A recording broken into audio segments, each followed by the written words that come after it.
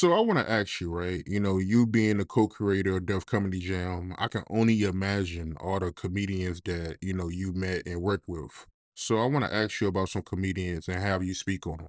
Charlie Barnett, how was it like working with him? One of my best, man. I've known Charlie Barnett since I was a student at Seton Hall University.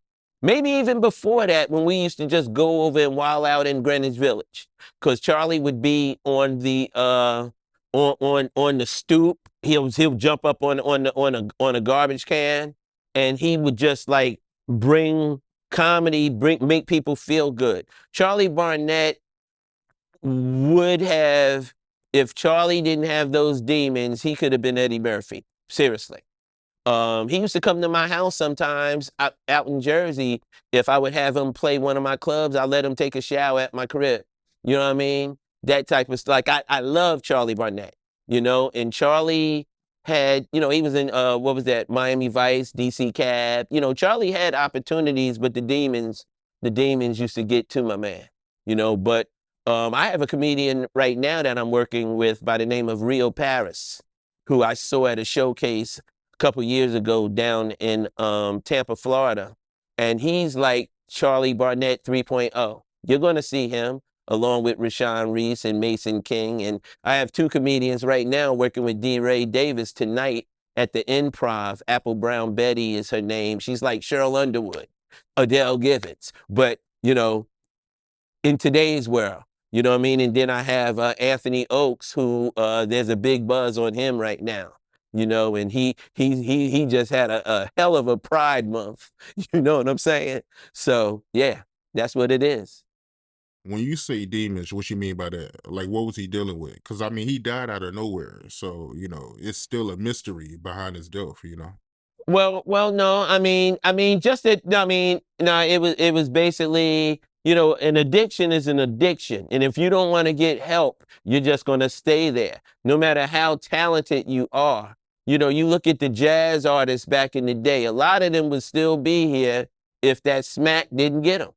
You know what I'm saying? So when I speak on demons, I'm speaking on, the white horse. You know what I mean? So he was on cocaine. Yeah. Or whatever it was going to be that night. You know?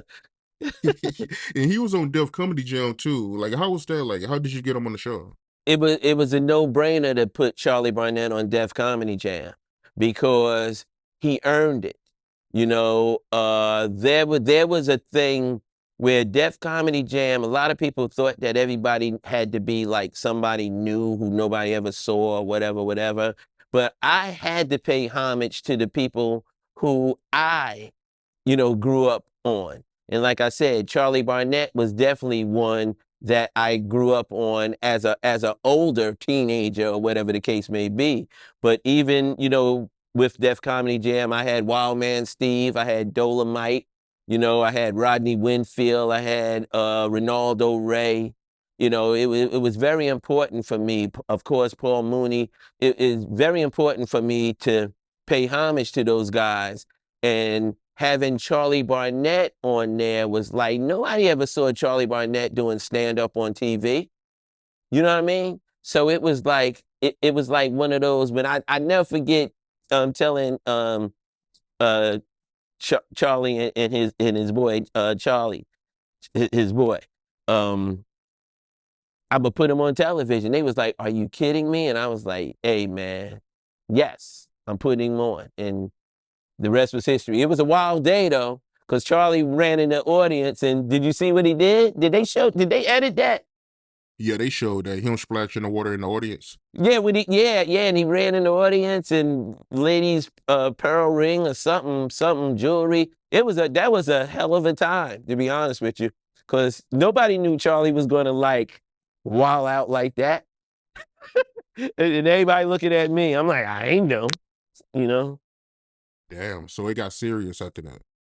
Well, not just that, but uh, we used to kind of like, before the show, we kind of knew who Martin was going to, talk to. Like when the young lady, and it's so funny, I have this celebrity softball game every year for cancer.